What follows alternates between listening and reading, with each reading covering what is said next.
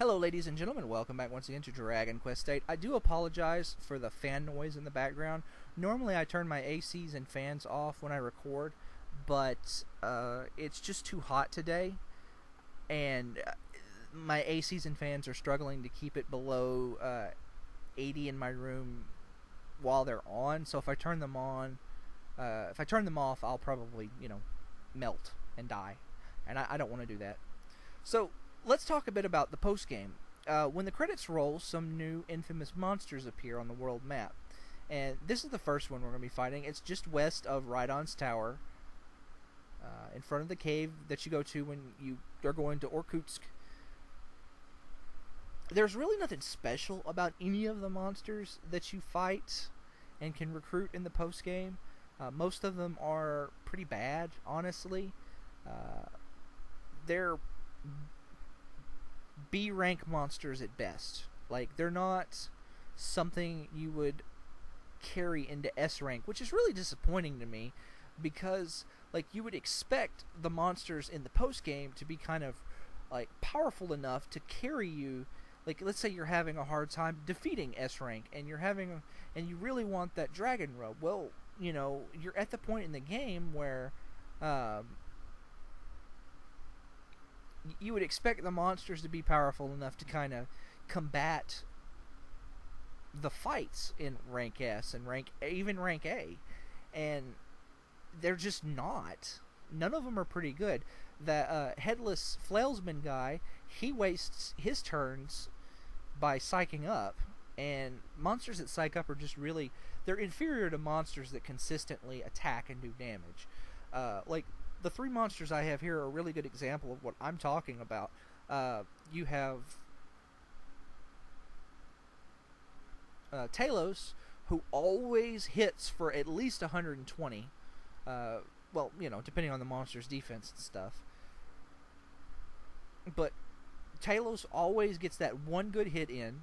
You have Skeledoid, who gets at least one really good hit in, and a lot of time he gets two really good hits in. And then you have Nohi, who always gets two decent hits in. So, like, the thing you want to look for with the monsters is consistency, and that is just not something that I think that the monsters you get in the post game have.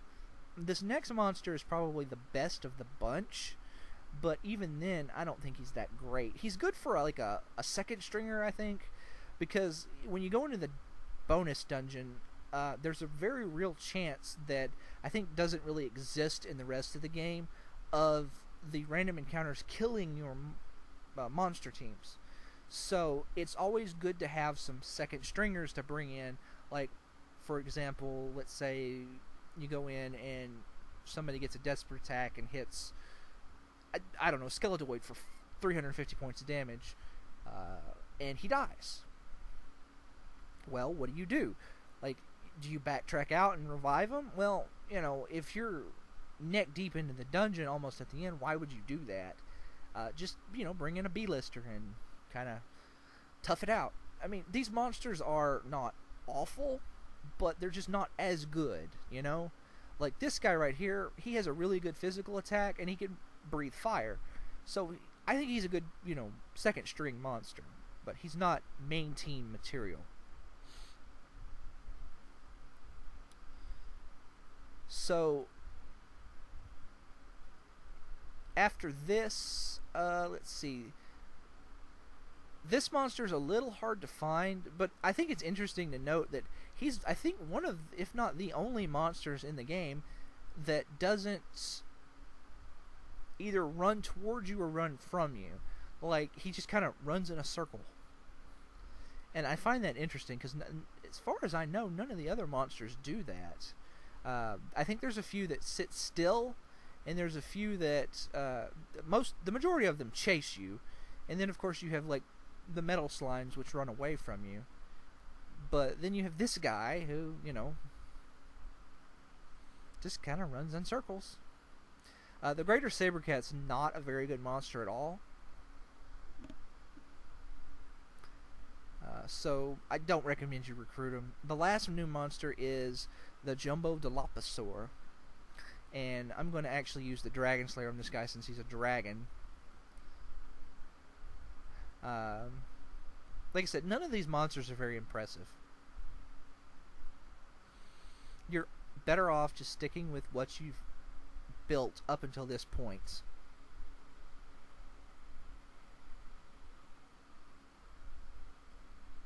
One of the things I'm going to talk about later is the special interaction between the Dragon Slayer and Dragon Slash Intention.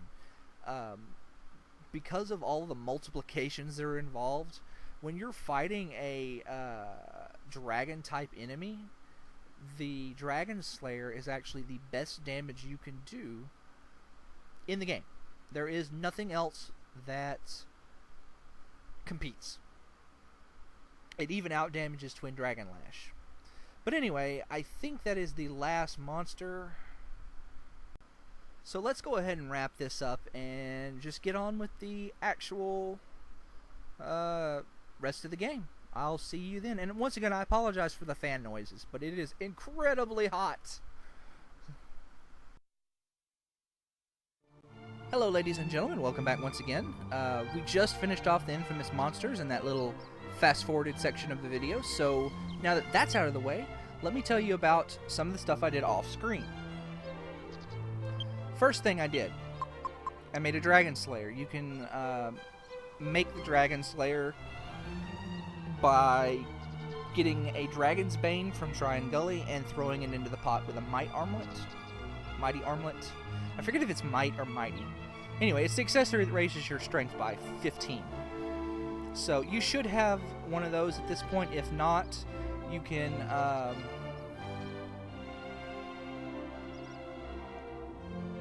skip the Dragon Slayer if you want. It's not necessarily required.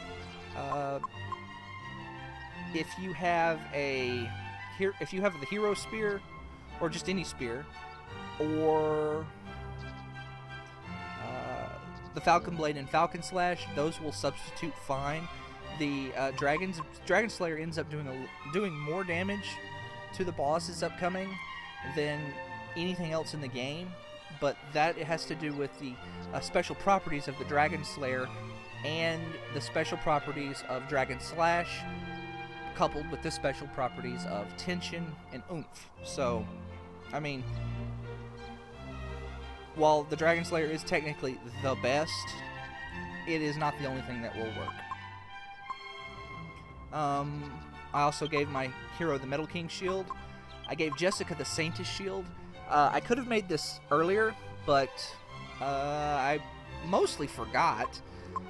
It's not strictly required, but the Saintess shield, you can make it by throwing in a mirror shield, a white shield, and some holy water into the pot and letting it stew for a while.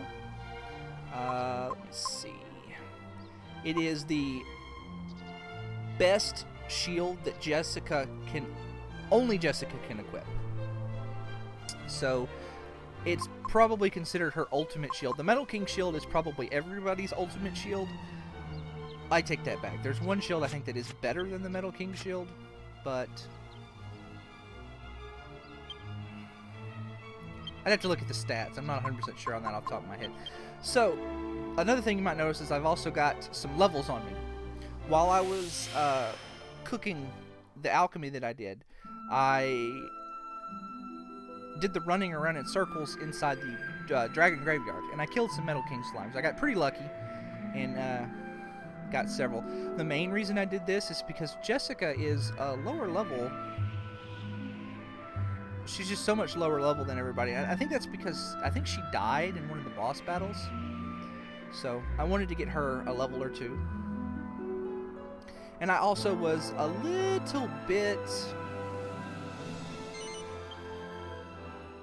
lower than I normally am. I'm usually around 37 or 38 average level for my party when I finish the game. And I think I was like 36, 35 and 36 for everybody.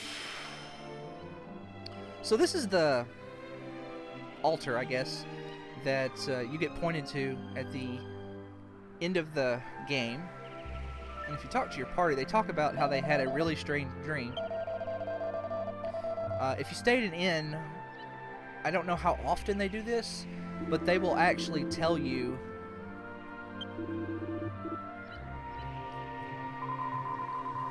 they'll actually show you the dream again. The same exact scene. You can't skip it. It's actually slightly annoying if you're doing things. You what?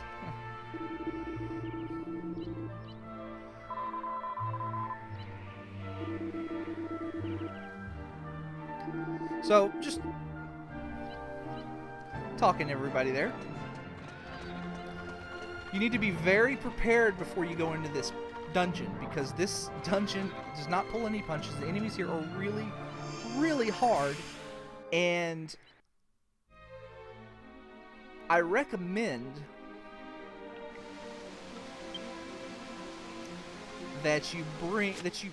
honestly, I recommend you use your monster team in every single battle.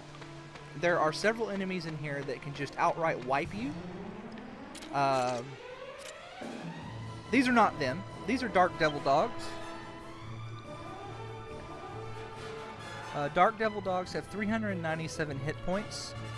They can use their collar to cause paralysis. They can do an intimidating scream, and then they can summon additional enemies for you to fight. So we want to take them out quickly. And the best way to do that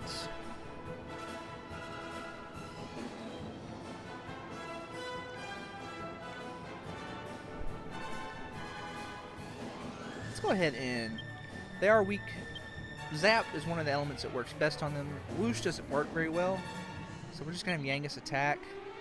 We're just gonna have Jessica attack. How does Sizzle? Yeah, let's use Sizzle, and they can be whacked. So I'm gonna use Thwack. I'm gonna be using Thwack a lot in this dungeon.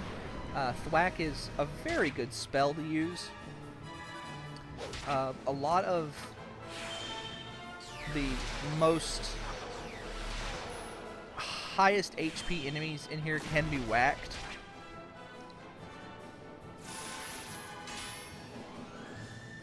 So let's do this. Do not be afraid to use your MP in here. The enemies in here are all very, very dangerous. Some of them just can outright wipe you if you get ambushed.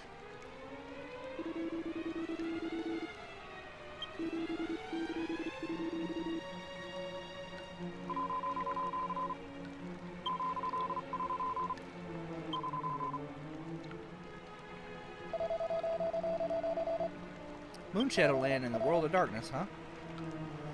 Okay. Give me 1 second here. Sorry about that, I just had to check something with my recording. I was fiddling around with something before because I was recording another series, and I messed up my settings, and I'm just super paranoid that I didn't fix it, but it seems to be okay.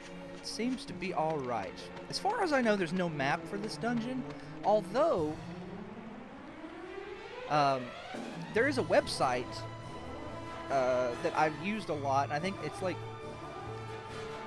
I think I've linked to it before in one of the earlier descriptions.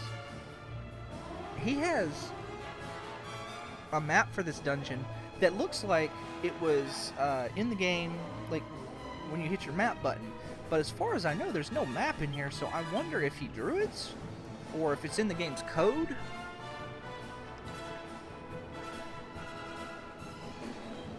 Or what? So anyway, these are Hellstalkers. They have 405 hit points. They can curse you. They can blind your entire party with bright flash, and they can call down terrible lightning.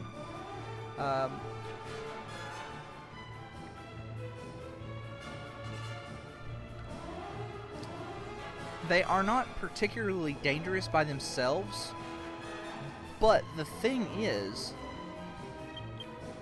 they can come in with other enemies that are really hard to hit with spells, and so you have to use physical attacks.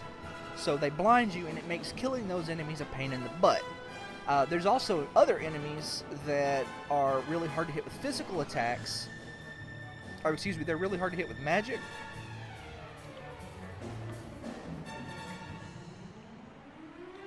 Okay, I think I've confused myself. Anyway, there are enemies in here that make hitting other enemies harder, and these are one of them. So it's not that big a deal when it's just the Hellstalkers, because you can fall back on magic. They are weak to whoosh element, so you could hit them with your thin air attacks, and you can hit them with your Kaswoosh from Angelo. Zap also works on them, I think. But right now, it's pretty easy. They take it easy on you in your first couple of battles in here. But the thing is everything in here does a lot of damage. I think there's maybe one enemy in here that doesn't do 100 points of damage. I never can remember which way to go. I think this way first. There's a treasure chest down one of these paths, and the other one is obviously the way to go. So I think this way to the treasure chest. Oh god. Good. You know what? I'm actually going to run away from these guys. Those are silhouettes. They're one of the more dangerous enemies in this dungeon, due to the fact that they know Death Dance. I mentioned Death Dance in the World of Darkness. Basically, you can just get wiped, and there's nothing you can do about it. If those guys ambush you, they can just outright kill you. Anyway, one of the neat things about this dungeon is the murals on the wall. They're really awesome. I like them a lot. Yes, I think this is the way to the chest. I always get turned around in here. It's not a very complicated dungeon, but I always second guess myself. I'm like, do I need to turn right or left? These are heavy hoods. They're also pretty dangerous, but not necessarily in the same way as the silhouettes. Heavy hoods have 428 hit points. The thing that makes them dangerous is they can build tension and do desperate attacks. So they can, their regular attacks do about 120 points of damage, and their desperate attacks do about 3 times that. So they'll just outright kill Jessica with a desperate attack, or almost kill her. So we want to go all in on these guys. Let's see. Let's have you use thin air. I don't think they can be... Yes, they can, actually. They can be put to sleep, and they can be whacked. So, actually, what I want to do is I'm going to try and put them to... Oh, they're in 2 groups. Well, in that case, just do this. Maybe I'll get lucky and kill. Cool. That's a pretty good result. They can summon more heavy hoods, which makes fighting them irritating, but they don't seem to do that very often, so it's not that big a deal. I said that, and then he did it. I said it, and he did it. Ugh. That's okay. Let's just put the axe back on and just go for a regular attack. And Twin Dragon Lash again, and multi-shot.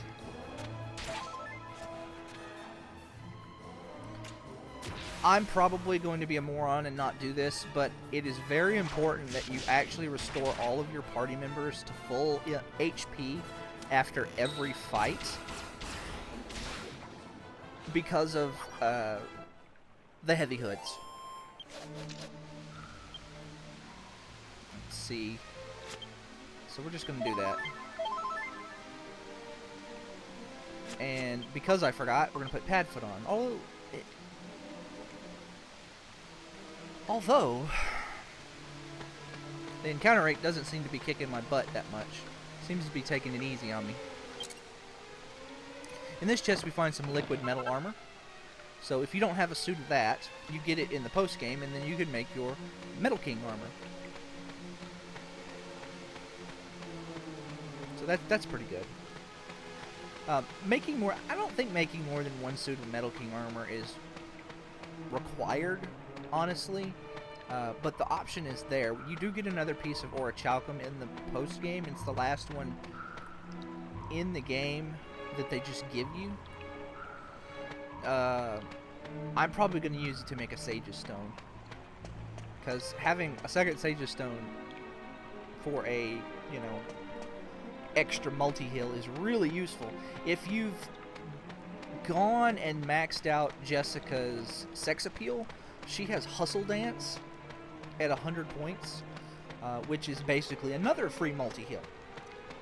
So if you get Hustle Dance and two Sage's Stones, then you actually can have everyone in your party able to cast multi-heal for free. Although Hustle Dance is a little weaker than the Sage's Stone or multi-heal.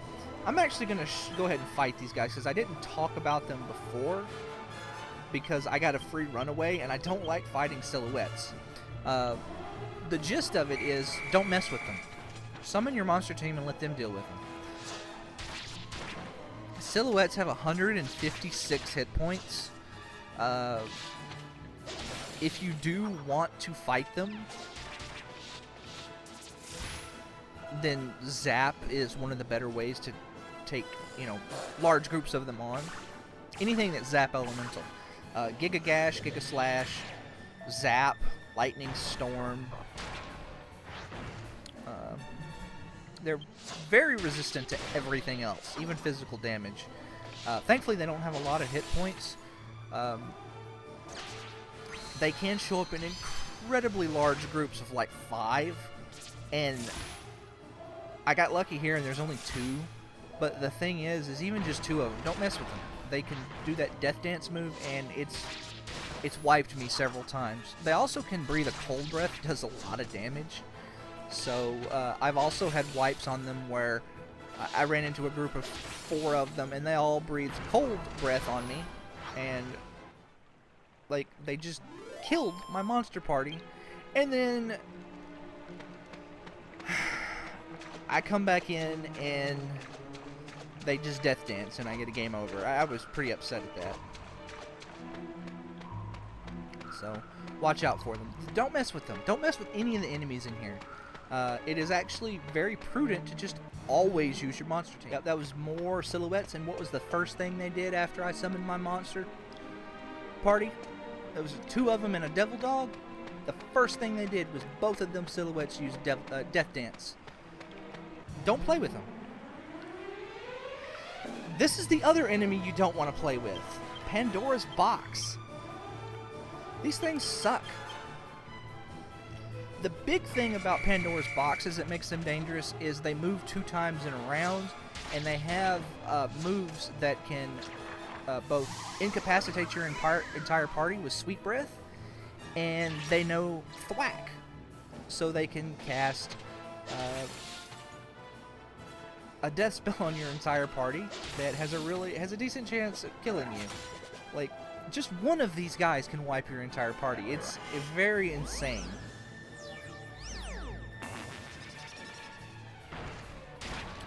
They have 405 hit points, and like I said, they're very, very... they also can do desperate attacks, so they're just dangerous all around, and you don't want to mess with them. I'm very disappointed with what my monster team is doing here. I was hoping that they would kill...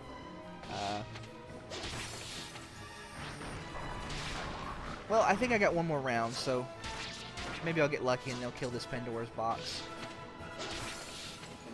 If not, it'll be close enough to where I think I can finish him off before he does anything crazy.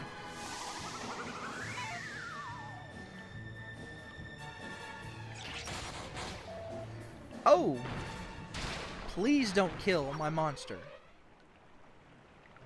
I do have a couple of replacements, but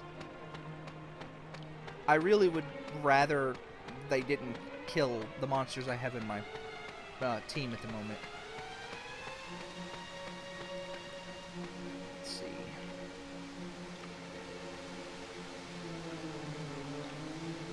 Just looking at the murals on the wall.